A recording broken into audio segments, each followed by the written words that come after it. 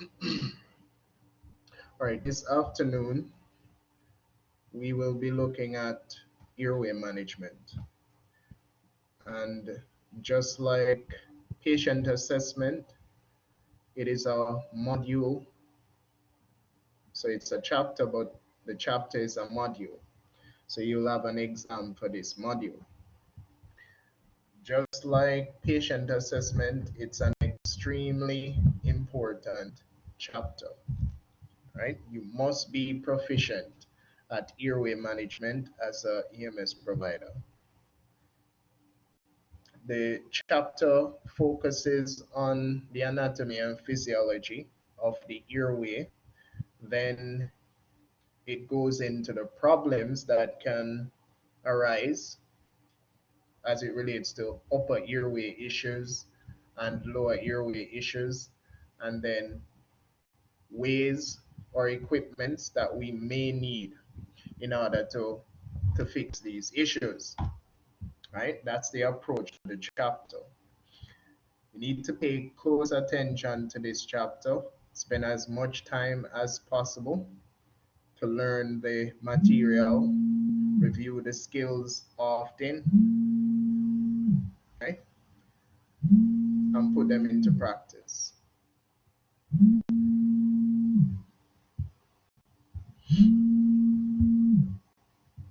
Let us go forward.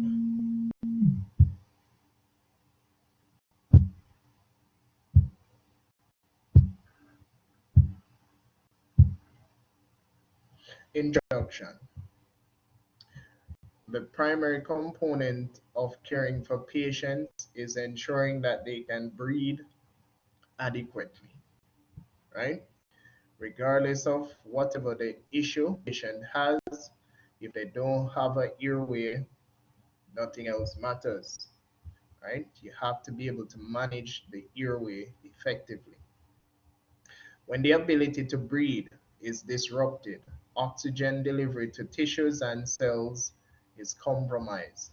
Vital organs may not function normally, and the brain tissue will begin to die within 4 to 6 minutes.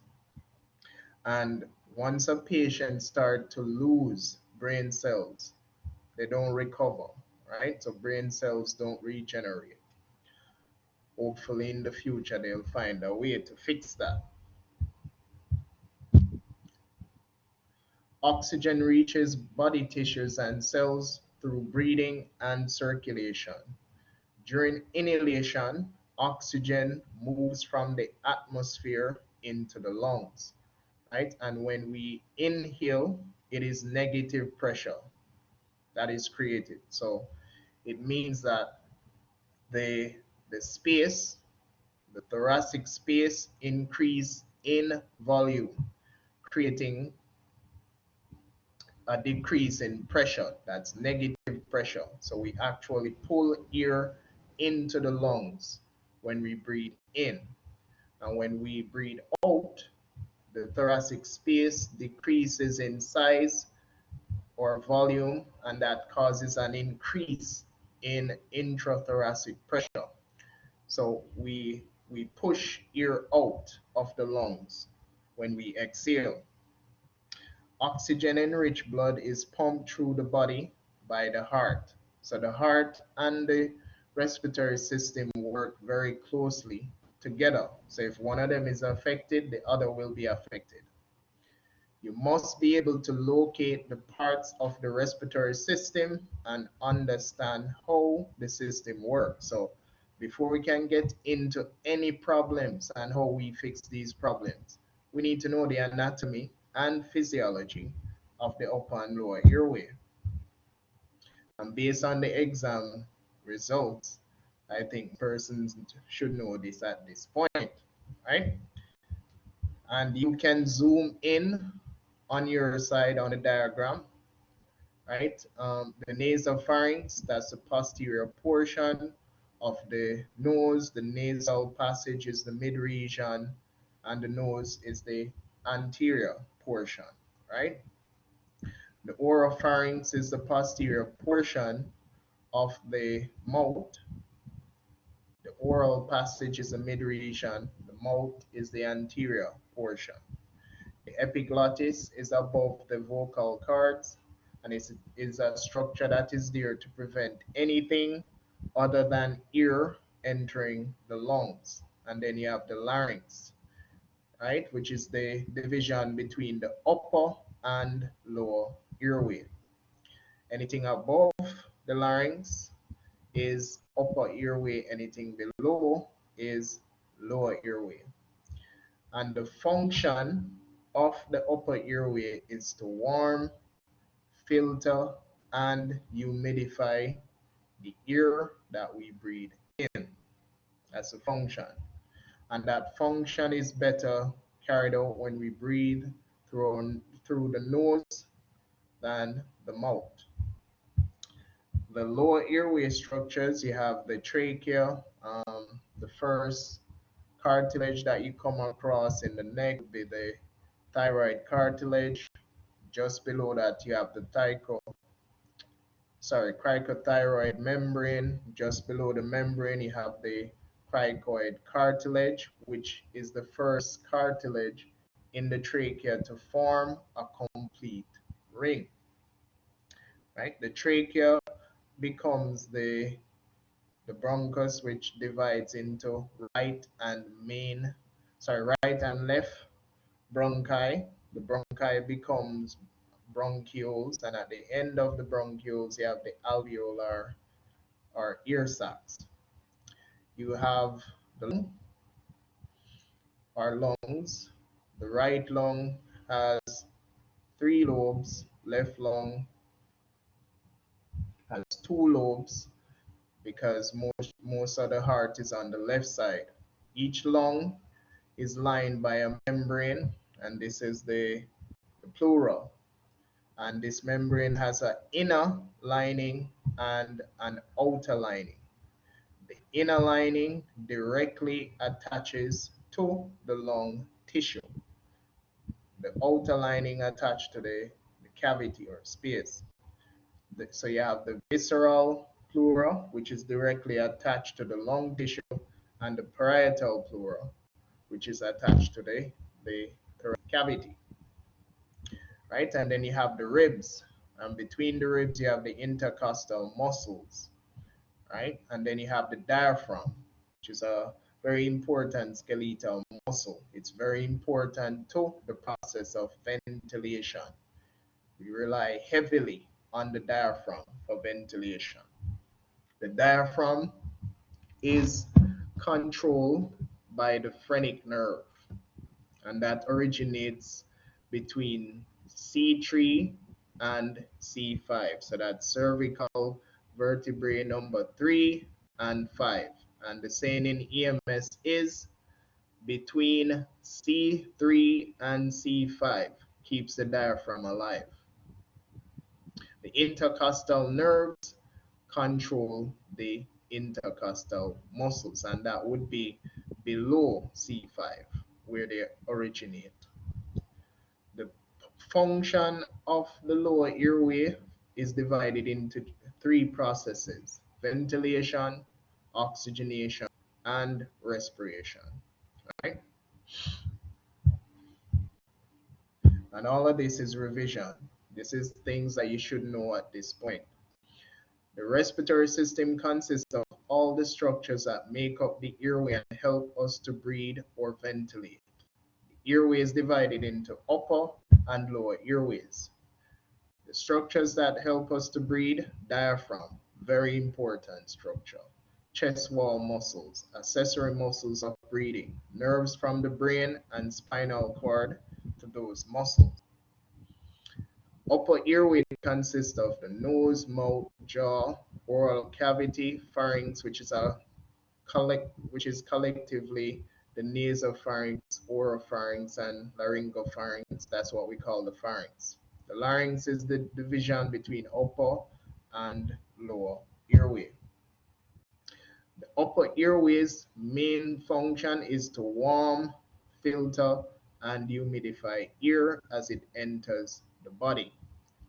The pharynx muscular tube extending from nose and mouth to the level of the esophagus, and the esophagus is posterior to the trachea. The trachea is anterior to the esophagus.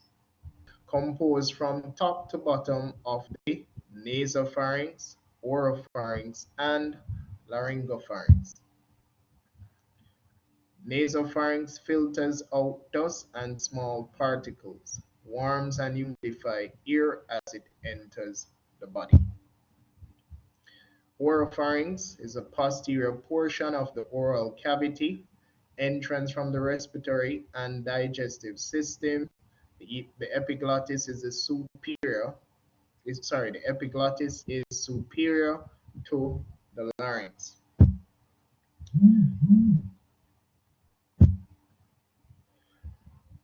Larynx complex structure formed by many independent cartilaginous structures marks where the upper airway ends and the lower airway begins. And on that diagram, you can see where the thyroid cartilage is, where the cricothyroid membrane is, and where the cricoid cartilage is as well.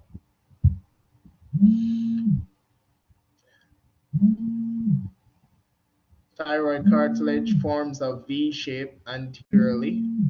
Cricoid cartilage forms the lowest portion of the larynx and it's circular. It forms a ring. So the cricoid, that C in cricoid, you will use it to remember circular. It forms a complete ring. The thyroid cartilage does not. The glottis is the area between the vocal cords. The lower airway function is to deliver oxygen to the alveoli, and that process will occur through ventilation, oxygenation, and respiration. The lower airway includes trachea, bronchi, lungs.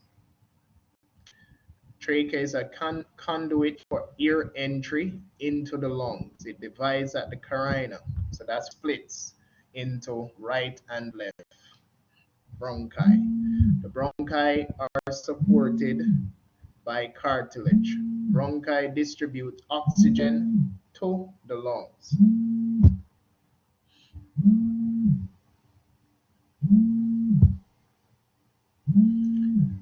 Bronchioles are made up of smooth muscles. They dilate and constrict as oxygen passes through them. Smaller bronchioles connect to the alveoli. Oxygen is transported back to the heart and distributed to the rest of the body. Now, the heart and great vessels is in that space between the right and left lung. We call that space the mediastinum. Very important space. The mediastinum, the space between the lungs, it contains the heart, great vessels, esophagus, and remember that the esophagus is posterior to the trachea. The trachea is anterior to the esophagus, right? Now, if you ventilate too forcefully, you will open up the esophagus and push air into the esophagus, which ends up into the stomach, right? That's when you're breathing for a patient. We don't want that happening in the field, right? And that's why we have to ventilate the patient at a rate that is slower than their normal breathing rate. We'll get into that as we get further into the chapter. You have the trachea, major bronchi, many nerves. All right, physiology of breathing. The respiratory and cardiovascular system works together. We know that at this stage. Ensure a constant supply of oxygen and nutrients to the cells. And while the cells are getting nutrients and oxygen, they must be able to remove carbon dioxide and waste, right? And these are the processes that we need to be familiar with. Ventilation, oxygenation, respiration. Ventilation is the mechanical action of breathing in and out. In other words, it is inhalation and exhalation. Inhalation is the active phase because this is where muscles are being used and we have to create negative pressure. The exhalation is the passive phase. This is where the muscles relax and we push the air out of the lungs. Oxygenation is specific to the ability of the red blood cells to pick up oxygen molecules through the hemoglobin, right? And the cells require 4 oxygen molecules to be properly oxygenated. Respiration is the exchange of oxygen and carbon dioxide through the process of diffusion. And you have pulmonary or external respiration, and you have cellular or internal respiration. Ventilation, physical act of moving air into and out of the lungs. Inhalation, active muscular part of breathing. The diaphragm and intercostal muscles will contract. And when the diaphragm contracts, it moves downward. So when the diaphragm is relaxed, it has a dome shape. When it contracts, it flattens out. When the intercostal muscles contract, they pull the rib cage up and out. When this contraction of the diaphragm and the intercostal muscles occur, the volume of the thoracic space increases. And when there's an increase in the thoracic space, volume and pressure work inversely. So once the thoracic space increases, the pressure inside that space will decrease, right? And that is intrathoracic pressure. The lungs require the movement of the chest and supporting structures to expand. Partial pressure, the amount of gas in the air or dissolved in fluid or blood. Oxygen and carbon dioxide both diffuse until partial pressure in the air and blood are equal. Right? Inhalation or inspiration focuses on delivering oxygen to the alveoli. And for that to occur, we must have good tidal volume and we have to keep our dead space constant, right? So if the patient has an issue that's expanding the dead space, that will affect ventilation.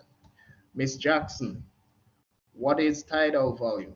What do we consider to be tidal volume?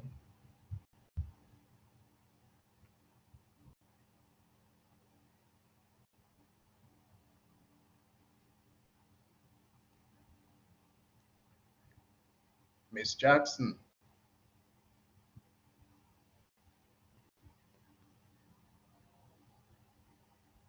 All right, moving right along. Mr. Jennings, what do we consider to be tidal volume? Keep it short.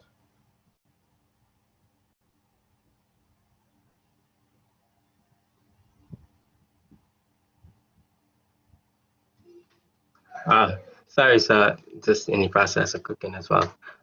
So the tidal volume, I would assume, is the total air that is inhaled and the air exhaled as well.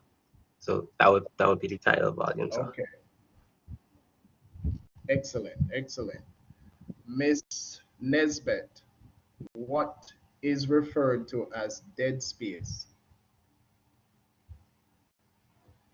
Those spaces that where gaseous exchange doesn't take place. They are not alveolar space like the trachea, the mouth, and so forth. Good. All right. So we have that understanding, right?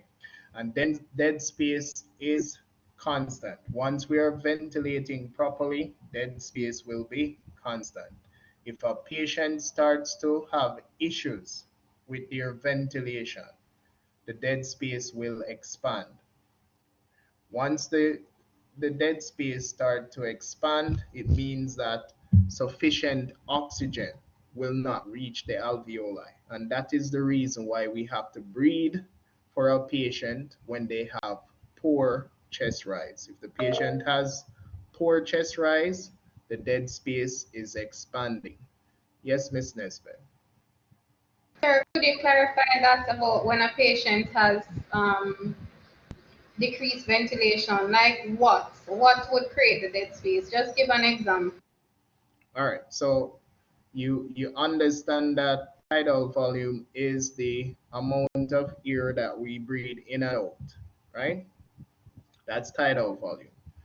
When we breathe in and out, when we breathe in, not all of the air that we breathe in end up in the alveoli, right? Some of it will end up in the alveoli, the rest end up in dead space. That dead space is constant. Now, in order for us to get air to the alveoli, we must have good chest rise. So think of the volume as chest rise. Now, if a patient chest rise is poor, what do you think gonna happen? Do you expect that ear to reach down to the alveoli, Miss Nesbeth? Would the ear get down to the alveoli? Some air will get down there. Right. So most of the ear will not reach the alveoli. So if that ear is not getting all the way down to the alveoli, it will add to the dead space. You understand the concept? So the dead space is increasing, less air is reaching the alveoli because the patient's chest is not moving or expanding adequately. So we have a patient that is breathing very slow, or a patient that is breathing irregular, or a patient with reduced tidal volume. These are things that can expand the dead space. And when a patient has dead space expanding, it means that they have a ventilation problem that must be addressed because there is not enough air getting into the alveoli. They're not getting the oxygen that they need. That is why we are breathing for them. Now, exhalation does not normally require muscular effort, right? Can if we are forcefully exhaling, we will require muscle use. It's a passive process. During this phase, the diaphragm and the intercostal muscles relax. Now, when the diaphragm relaxes, it moves upward. And when we exhale, the diaphragm can come as high as the nipple line if we are in a supine position, right? So when the diaphragm relaxes, it moves upward. When the intercostal muscles relax, the rib cage moves in and down. So the thoracic space or volume is decreasing in size. And volume and pressure works inversely. So that means that the pressure inside of that space will increase. The intrathoracic pressure will increase and we push the air out of the lungs. That's the process of exhalation. So we breathe out with positive pressure. We breathe in normally with negative pressure, right? Okay, that's ventilation.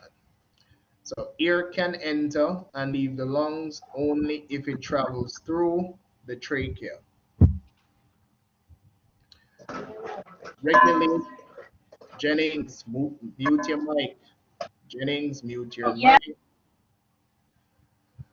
Regulation of ventilation involves a complex series of receptors and feedback loops. Failure to meet the body's need for oxygen may result in hypoxia. Hypoxia, low oxygen levels, based on pH changes in the blood and cerebrospinal fluid, right? We learned this already. Patients with COPD have difficulty eliminating carbon dioxide through exhalation because their lung compliance is poor.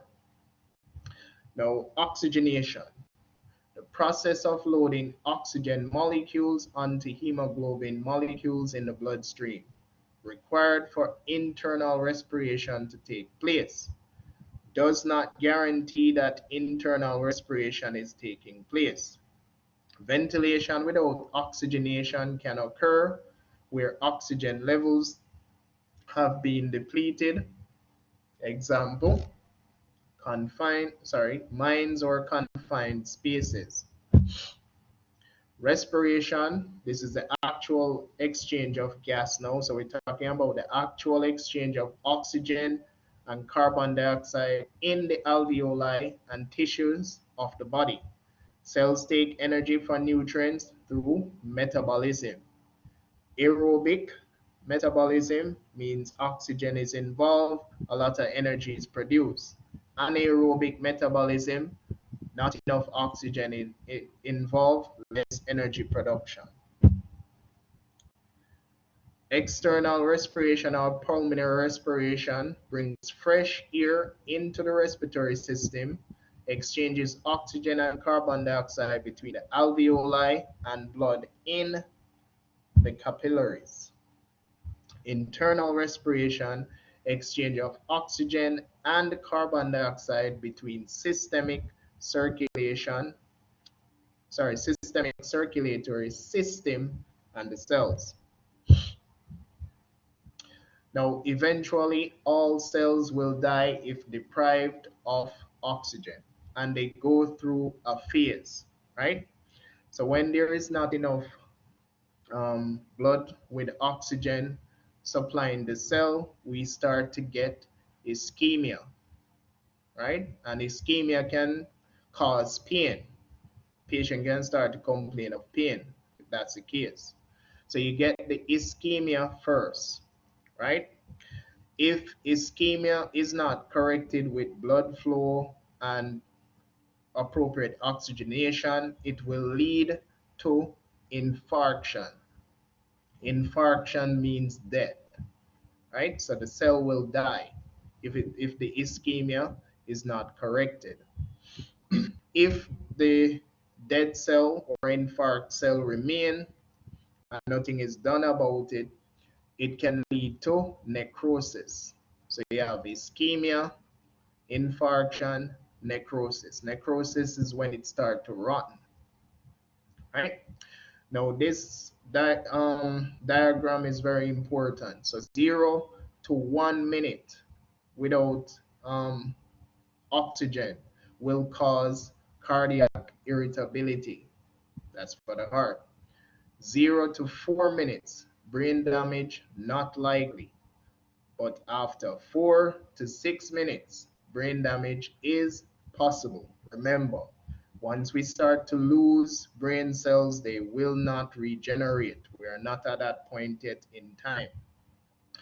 Between 6 to 10 minutes, brain damage is likely. And after 10 minutes, the patient has irreversible brain damage. Now, who can tell me why I said to you before that when you're doing a primary assessment, I will give you no more than 6 minutes? Who can answer that question?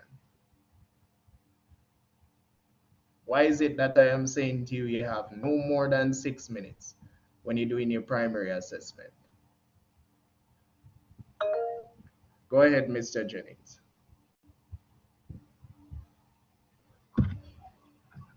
Afternoon again, son. Sorry about the disruption earlier. That's fine. I would say that no more than 6 minutes, because when you're doing your assessment, if you miss something and that issue leads to the death of these cells, in this case brain cells, and you miss that in the 6 minutes time has lapsed, then you've basically caused that patient damage that they shouldn't have incurred because of your negligence, I would say. Right? And that would be damage that is irreversible. Yes, Miss Nesbeck, go ahead. And then remember that the aim of the primary assessment is to really detect imminent or immediate danger. So if you go up above that, sir, then your intervention really wouldn't make any sense because the patient would have suffered damage.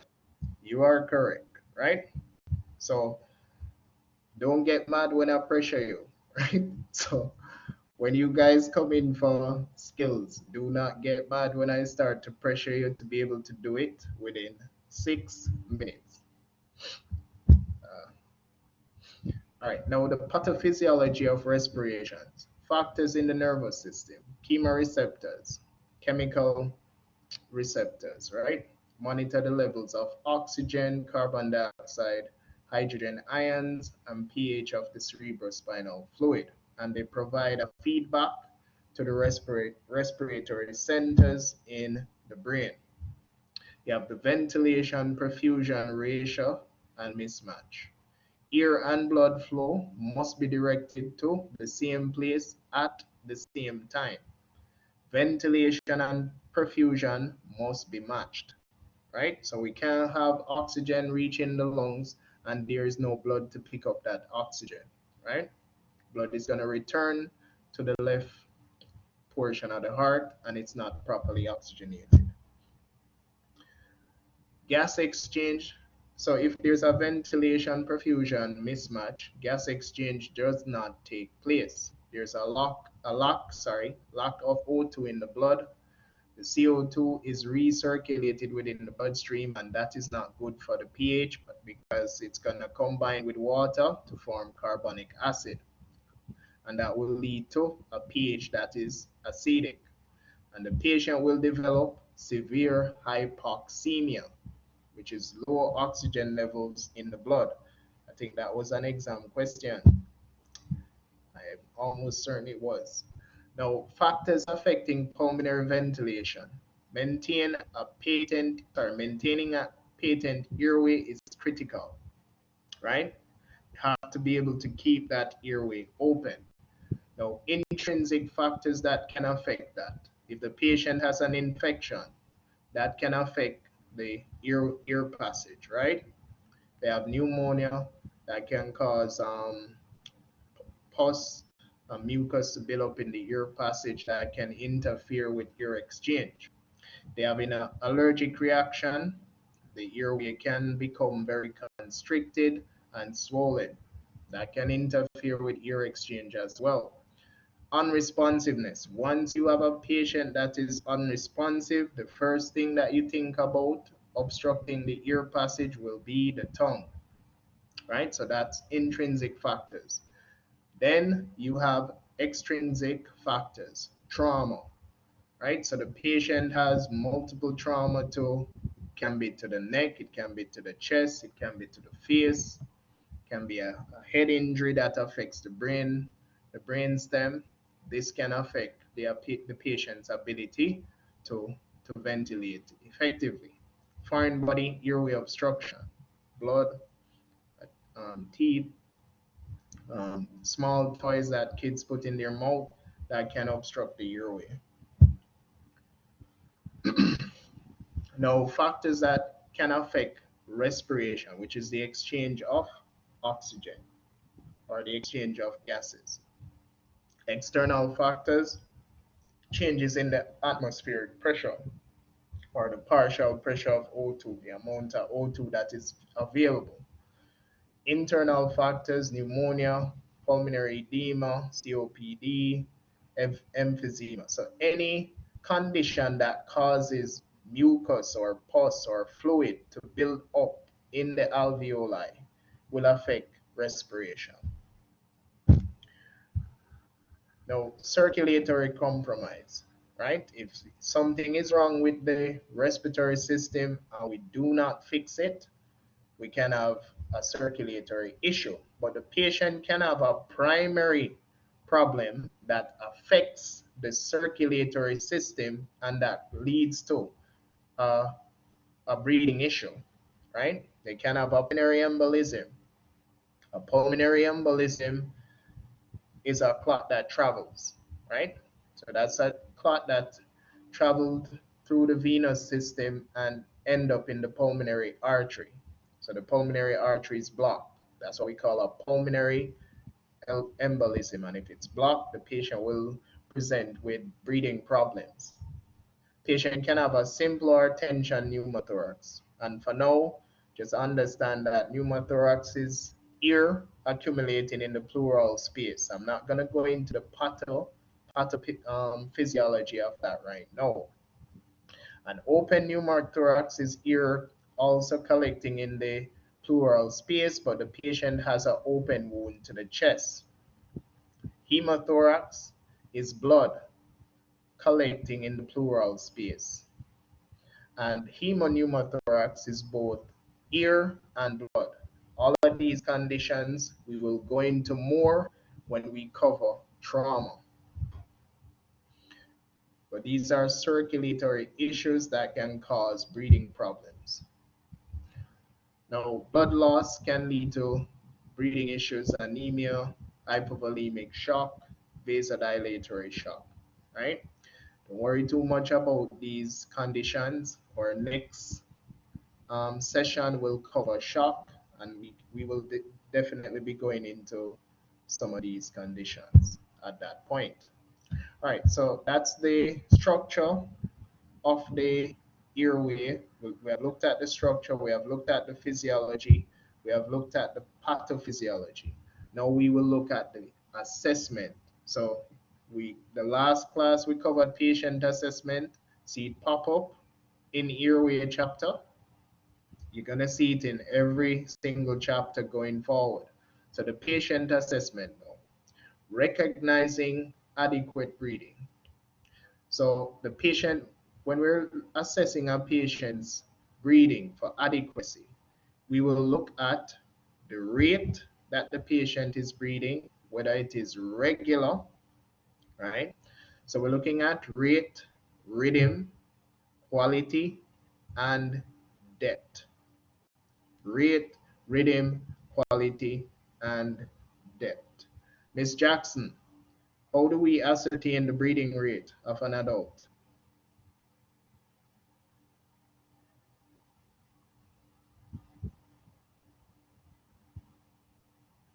Miss Jackson?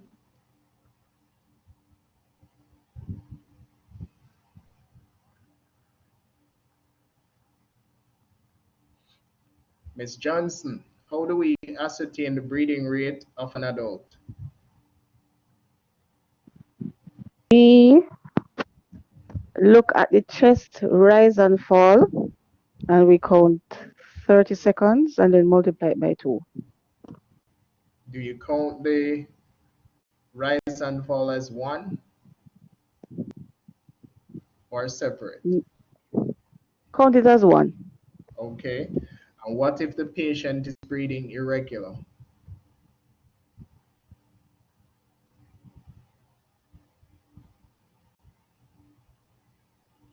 Miss Johnson, what if the patient? If the person is breathing irregular, then the breaths per minute is going to be lower than 12 or more than 20. That's not what I'm really asking. I'm asking how long you would check it if the patient is breathing irregular. Would you still check it for 20 minutes? No, sir. You check it for 1 minute. Okay, that's what I'm asking. Ms. Dennis, what do we mean when we say rhythm? What are we really checking when we evaluate rhythm? The normal rise and fall on both sides of the chest, so it should be equal on both sides of the chest when a person breathing in and out. So that's all you're looking to determine rhythm, if there is visible chest rise on both sides of the chest? If it's equal on both sides and the rate is between 12 and 20. Okay. So what if the patient is breathing between 12 to 20 breaths per minute, but during his breathing, you note that his breathing rate speeds up and then it slows down? That's irregular.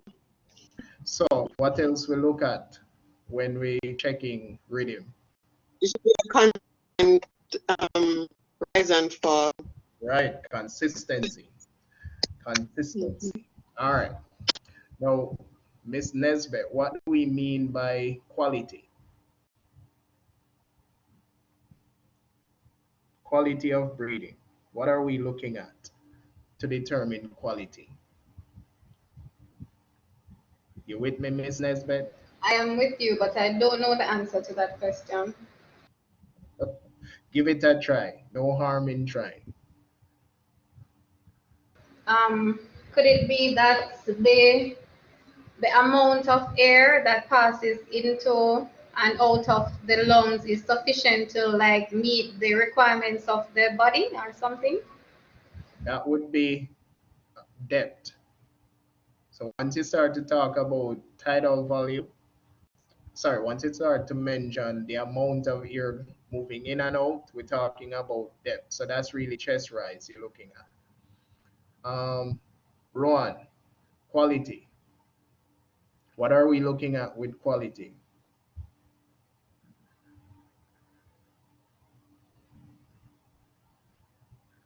Rowan, Sir, I think I'll let that one pass, sir. wide passing.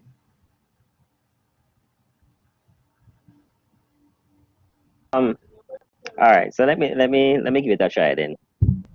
So as it relates to quality, I believe that quality could be um labored or unlabored breathing, probably gasping or wheezing.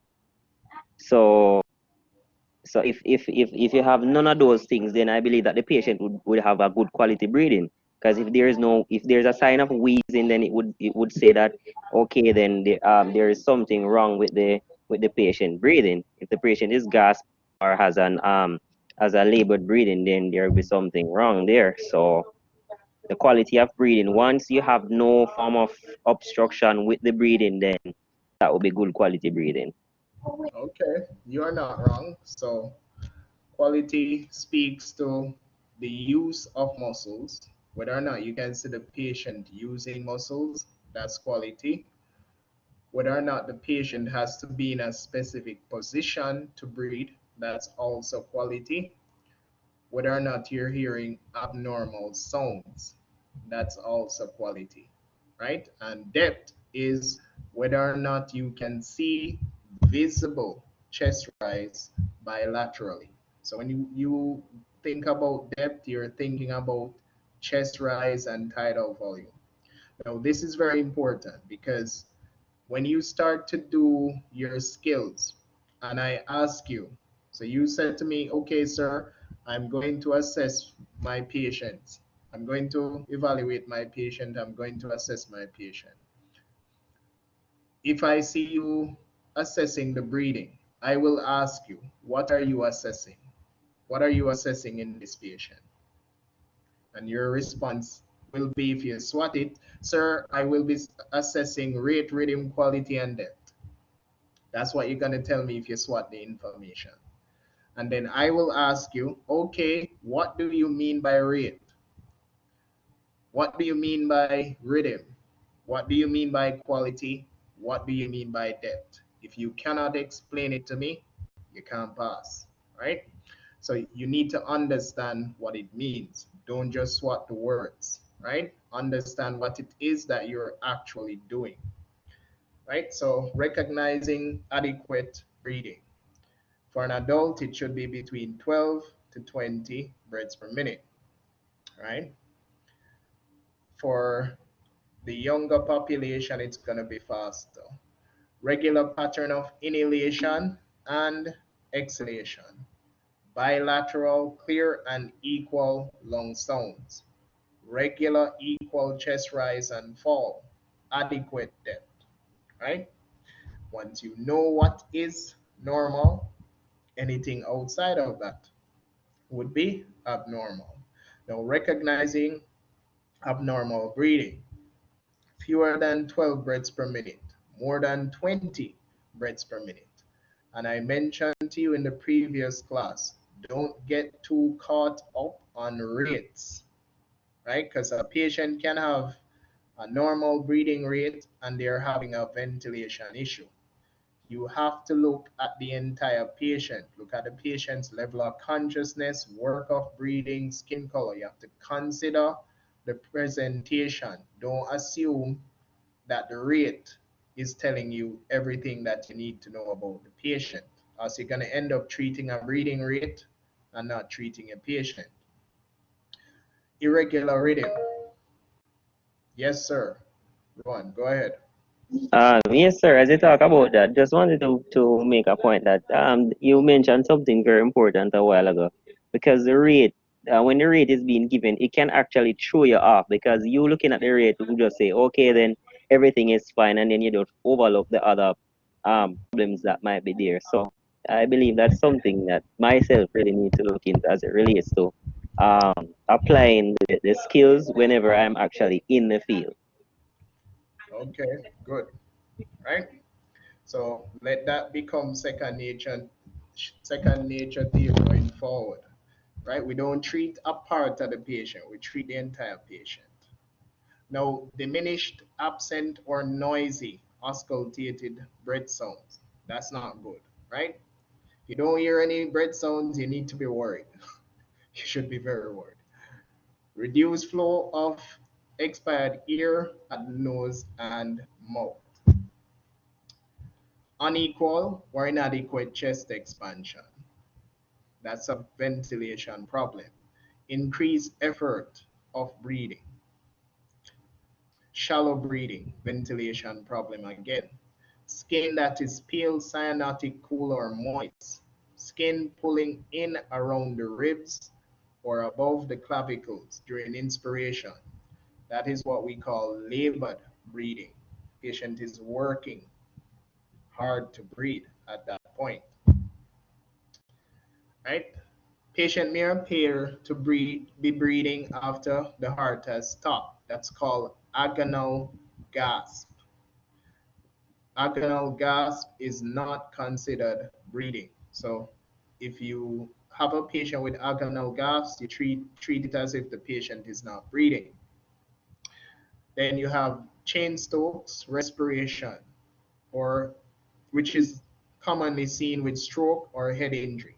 What it is, it's a irregular breathing pattern, but there is consistency to the breathing pattern, right? So the patient's breathing rate gradually goes up, breathing rate gradually goes up, and then goes down. Then the patient have a pause, then the breathing rate go up again, goes down, then there is a pause.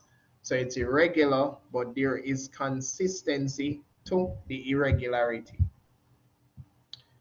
And that's associated with head injury or stroke. Then you have ataxic respiration. Now, ataxic respiration is also associated with head injury. Now, the difference between ataxic and Cheyne-Stokes respiration is ataxic is irregular. So it's irregular and you cannot see any consistent pattern with it. Sometimes it go up, sometimes it go down, sometimes there's a pause. There's no consistency to the irregularity. Then you have Kussmaul respiration, which you will see in your diabetic patients, right?